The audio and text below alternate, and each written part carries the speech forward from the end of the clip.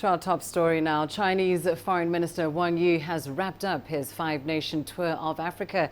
He's been to Madagascar, Zambia, Tanzania, Congo-Brazzaville and Nigeria. On his last stop, the Chinese Foreign Minister met his Nigerian counterpart, Geoffrey Onyeama. The two signed memoranda of understanding in the Nigerian capital of Abuja. Now, in a joint statement, China and Nigeria committed to strengthening bilateral ties further. Both have reaffirmed their pledges to the One China policy. And in the spirit of friendship, Wang Yi said China remains fully committed to helping Nigeria develop its infrastructure.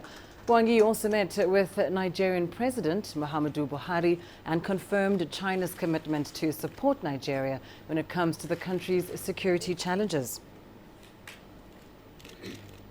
Well, let's get to more on that story now. Joined live here in our Nairobi studios by CGTN's Jane Keo, who has, of course, been following Wang Yi's Africa tour.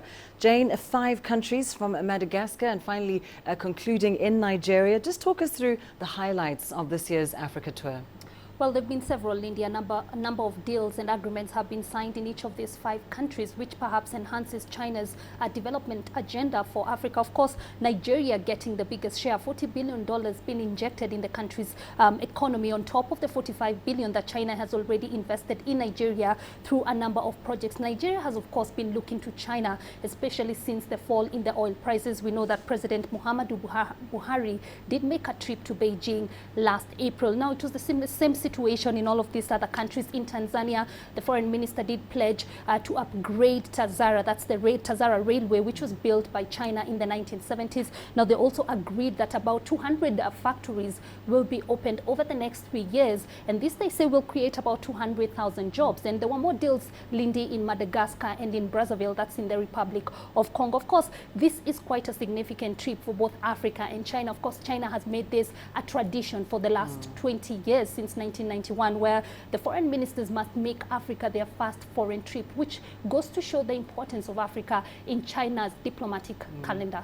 And I suppose what's been highlighted through this particular trip is sort of common theme throughout the 5 nations is China's desire to deepen cooperation with African countries. How does that translate into tangible benefits for the continent? Well, indeed, the fact that really the foreign minister did make Africa his first foreign trip goes to show how significant this relationship is. And you talk about tangible evidence. I mean, China's growing influence is all over Africa. We see it in infrastructure, public health.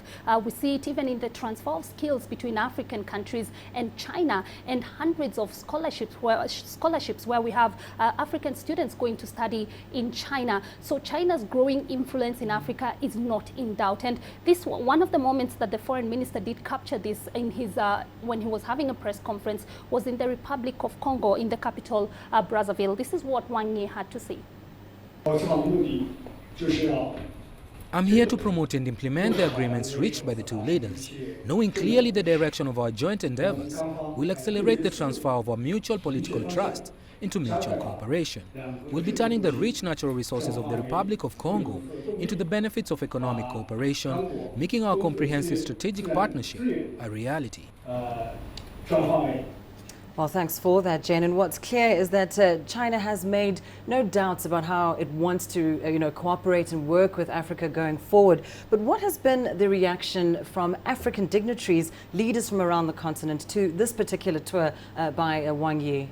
Well, it's all been positive, Lindy. Leaders have welcomed the foreign minister and China's gesture, or gesture, and what they are calling China's cooperation model. Don't forget, in 2015, President Xi Jinping did roll out a $60 billion financial package to support development projects here in Africa, which further strengthened ties between Africa and China. So the gesture has really been positive, and the visit by the foreign minister has been positive in all these countries that he has visited. And we get to hear this from Tanzania's Foreign Minister Augustin Mahiga, and this is what he had to say. Our relationship goes through all sectors: agriculture, industry, business, culture and security.